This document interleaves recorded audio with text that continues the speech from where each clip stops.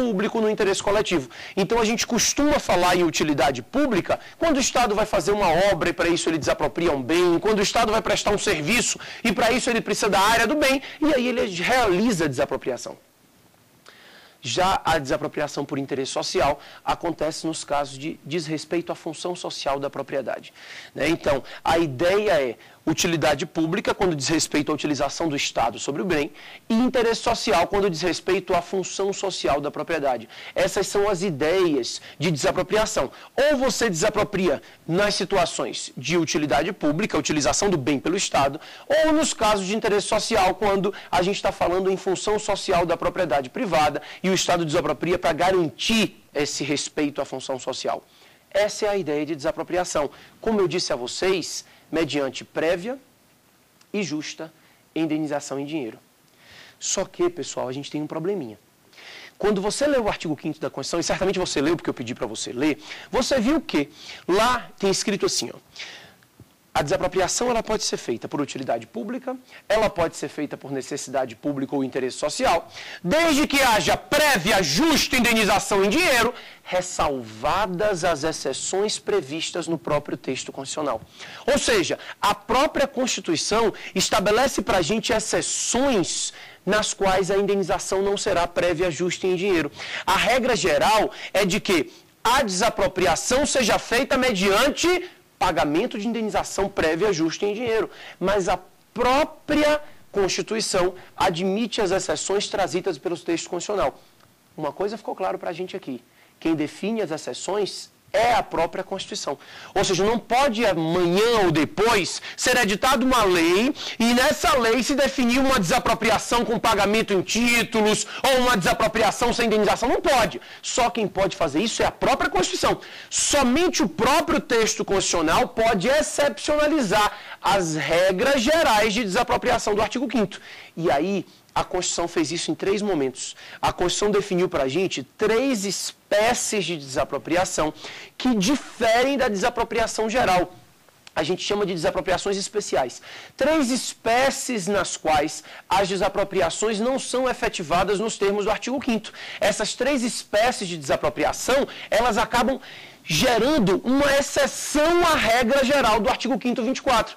Haveria um descompasso na Constituição se a própria artigo 5º não permitisse isso. Mas ele diz, indenização prévia, justa em dinheiro, ressalvadas as situações trazidas pelo próprio texto constitucional.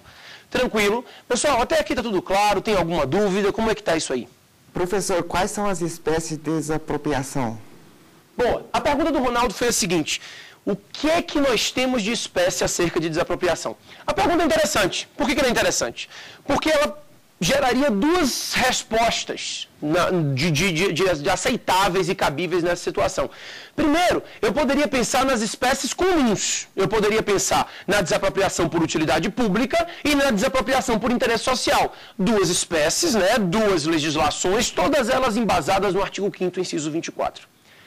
Entretanto, acredito eu que mais interessante seria a gente pensar nas espécies de desapropriação como as desapropriações especiais, as desapropriações diferenciadas, aquelas exceções admitidas pela própria Constituição. E aí nós teríamos 3 espécies espraiadas pelo texto constitucional. O artigo 182 da Constituição prevê a desapropriação urbana. O artigo 184 prevê a desapropriação rural, aquela para fins de reforma agrária. E o artigo 243 prevê a desapropriação que nós chamamos de desapropriação com fisco ou expropriação. Essas seriam basicamente as 3 espécies. E para a gente conseguir entender, vale a pena a gente esquecer um pouquinho a regra geral e partir para o estudo de cada uma delas. E eu começo com vocês, pessoal, com o artigo 182 da Constituição Federal.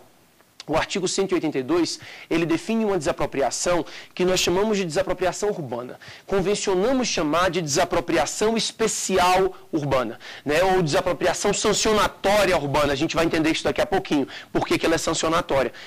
A ideia é, o artigo 182 criou talvez a primeira exceção à regra do artigo 5º. Por quê? O artigo 82, hoje regulamentado pelo Estatuto da Cidade, define o seguinte. Deixa eu dizer uma coisa para vocês. O Estatuto da Cidade é a Lei 10.257. Tá? A Lei 10.257 de 2001 é o Estatuto da Cidade. É a lei que regulamenta a utilização, parcelamento do solo urbano. Então, a ideia de que o artigo, vocês sabem que o artigo 22 da Constituição, né, isso vocês sabem lá de Constitucional, o artigo 22 define que compete à União legislar acerca de ordenação do solo urbano e urbanização, a matéria de urbanização é matéria legislativa da União. Foi editado em 2001 o Estatuto da Cidade, que regulamentou essa matéria de urbanização. E o Estatuto da Cidade acabou regulamentando o artigo 182, dizendo o seguinte, vamos lá, não chegamos direto numa desapropriação. Ele diz o seguinte, se o imóvel urbano não estiver cumprindo a função social prevista no plano diretor da cidade, então se estivermos diante de um imóvel urbano que não está cumprindo a função social prevista no plano diretor da cidade, chegamos na seguinte situação. O Estado vai ter que tomar uma medida para resolver esse problema. Se o imóvel não cumpre a função social, o plano diretor da cidade define uma função social, e se esse imóvel não cumpre a função social, o poder público municipal vai tomar uma providência. São 3 providências previstas na Constituição. Na ordem que a própria Constituição previu, você vai ser penalizado das seguintes formas. Primeiramente, pessoal, o artigo 182 define que o poder público municipal deve notificar o proprietário, descumpridor da função social, para que ele dê função social à sua propriedade. Tá? Então, diante de uma notificação, o proprietário deve dar função social à propriedade. Essa é a primeira exigência prevista na lei, né, 10.257, estava prevista no texto constitucional também. A ideia de que o proprietário urbano que não está cumprindo a função social vai ser notificado pelo município e essa notificação vai exigir que ele dê função social. É o que a gente chama de parcelamento compulsório. Parcelamento ou edificação compulsórios. Dar função social à propriedade é fazer o quê? É parcelar, é edificar, é fazer com que o solo urbano que estava sendo mal utilizado ou subutilizado passe a ser utilizado de forma correta, de forma a garantir o interesse da coletividade. Então, num primeiro momento, vai haver essa notificação do poder público para que o proprietário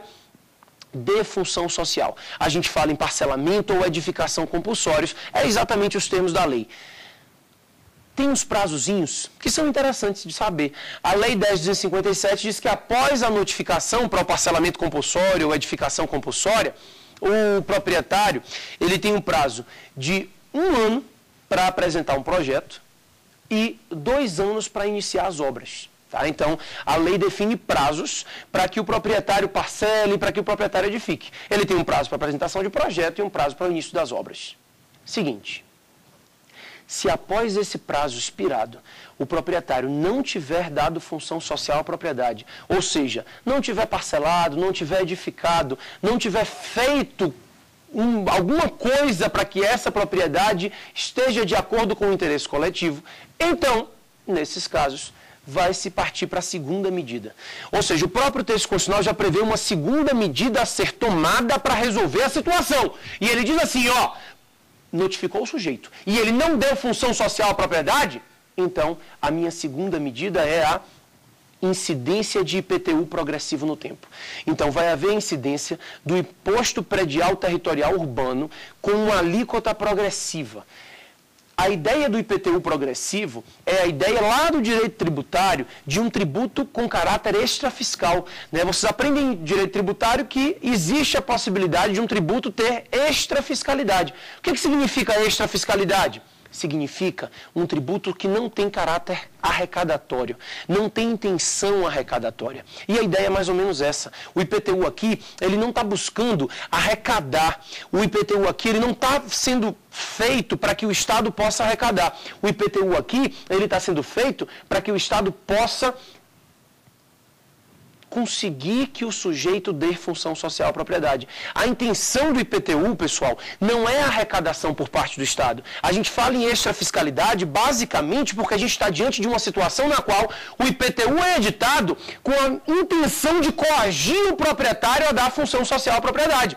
A ideia da progressividade do IPTU, ela é bem interessante e a Constituição estabelece um limite. A alíquota vai ser progressiva por no máximo 5 anos, certo? Já que a intenção é de coagir, se em 5 anos não tiver coagido é porque não deu certo, né? Então a gente tem um limite constitucional de 5 anos para a progressividade da alíquota.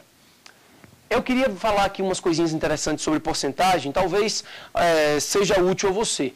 A própria lei, a 10.257, não a Constituição, mas a 10.257, quando ela fala nessa incidência de IPTU progressivo no tempo, ela estabelece limites na progressividade da alíquota. E ela diz assim, primeiro limite, o limite máximo que a alíquota do IPTU pode chegar é 15%. 15% é o limite, certo? Porque se ultrapassar 15%, teria um caráter confiscatório, então o limite é 15%. E ó, de um ano para o outro, o máximo que eu posso fazer é duplicar a alíquota. Então eu posso duplicar a alíquota de um ano para o outro, desde que eu não ultrapasse 15% ao final. Então a minha ideia é mais ou menos essa. Vamos supor, a alíquota do IPTU em determinada região é 1%. De um ano para o outro eu posso passar a 2%. No terceiro ano eu posso passar a 4%. No quarto ano eu posso passar a 8%. No quinto ano eu posso chegar a 15%. 15% é o meu limite, sendo que de um ano para o outro o máximo que eu fiz foi duplicar. Mais do que isso não se aceita. Só que aqui a gente tem uma discussão interessante. A minha discussão interessante é a seguinte. Pessoal, quando eu falo em IPTU progressivo no tempo por 5 anos, o que é que a Constituição quer dizer com isso? Ela quer dizer que após 5 anos eu não posso mais aumentar a alíquota? Ou ela quer dizer que após 5 anos eu tenho que partir para a medida seguinte? Eu vou explicar melhor. Ela quer dizer que 5 anos é o limite para que eu continue aumentando a alíquota e que depois dos 5 anos eu não poderia mais aumentar, mas eu poderia manter a alíquota mais alta? Ou está querendo se dizer que 5 anos é o limite máximo para essa medida? Ou seja, se passarem 5 anos aumentando a alíquota e nada der certo, eu tenho que partir para a desapropriação, eu tenho que partir para a medida seguinte. Essa é a minha discussão. Ou seja, 5 anos é o limite para eu continuar aumentando a alíquota? Ou 5 anos é o limite para eu continuar me valendo dessa possibilidade de intervenção na propriedade? A gente tem duas doutrinas acerca da matéria. A doutrina que eu acho que é majoritária e não concordo é a que estabelece para a gente que sim, após 5 anos, é possível que, ainda que não se aumente mais a alíquota, porque a progressividade é 5 anos, ainda que não se aumente mais a alíquota, é possível que seja mantida a alíquota máxima durante o tempo que o Estado entender necessário. Ou seja, o poder público teria 5 anos para aumentar a alíquota, mas ele não teria um prazo definido em lei para manter a alíquota máxima. Por que eu não concordo com isso? Embora seja majoritário, por que eu não concordo com isso? Não concordo por um ponto muito simples. Se você mantém a alíquota em 15% durante mais 10 anos, você desapropria em meio o terreno do sujeito. Você simplesmente, sem indenizar ele, vai estar confiscando. Isso é um confisco em meio sobre o bem do sujeito, sem partir para a medida da desapropriação.